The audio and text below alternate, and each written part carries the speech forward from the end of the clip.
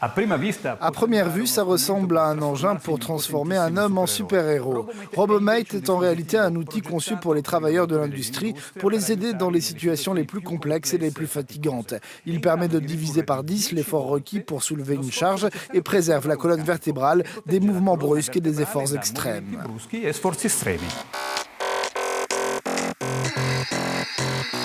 Nul besoin de devenir un cyborg pour garantir la sécurité dans le maniement du matériel. Cependant, cette opération est à l'origine de blessures courantes. Plus de 25% des Européens souffrent de mal de dos sur leur lieu de travail. Ce constat est à l'origine du projet Robomate, fournir aux travailleurs un outil leur permettant de réduire le stress physique et les risques. Cette technologie nous permet d'avancer dans plusieurs directions tout au long de la journée. Et finalement, cela donne aux hommes et aux femmes les mêmes opportunités pour travailler dans des tâches difficiles. 12 partenaires de 7 pays européens ont rejoint ce projet financé par l'UE, principalement orienté vers les applications industrielles. Ici à Augsbourg, en Allemagne, les équipes techniques s'occupent des dernières étapes de développement de cette technologie. Robomate a été développé pour aider les travailleurs dans l'industrie à porter des charges lourdes. Par exemple, cette boîte lourde. Avec Robomate, aucun problème. Vous voulez essayer ? Les travailleurs de l'industrie ne sont pas les seuls à avoir besoin d'aide pour porter des charges.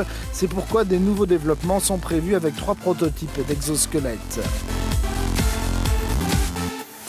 Par exemple, dans le secteur logistique, dans les aéroports, le maniement de bagages, il y a un fort besoin. Ou dans le secteur médical, pour prendre soin des personnes âgées. Les infirmières qui doivent soulever des patients pourraient se réjouir d'un système Robomate. L'Institut italien de technologie de Gênes en Italie s'est occupé d'améliorer le prototype final du module de tronc Robomate dans 3 domaines, le confort, le poids et le contrôle des mouvements.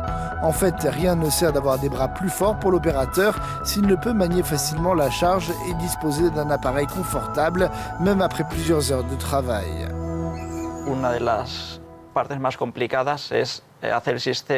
L'une des plus grandes difficultés du projet, c'est de rendre la chose facile et agréable à porter, pas trop lourde.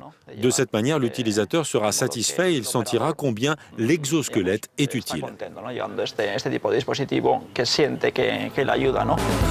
Pour bénéficier d'un exosquelette plus léger, les développeurs ont travaillé sur plusieurs points et plusieurs composants, structure principale, batterie, moteur. Ils ont même été inspirés par la tradition.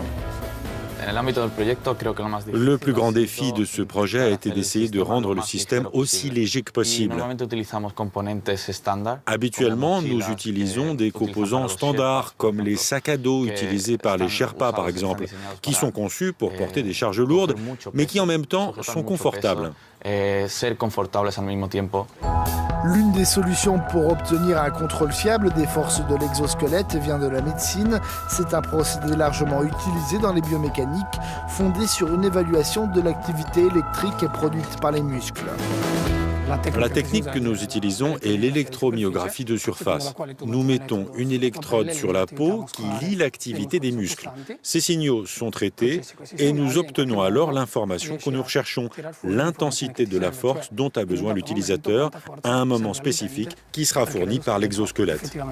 Des améliorations seront encore nécessaires avant que l'exosquelette Robomate puisse devenir une présence quotidienne dans les usines en Europe.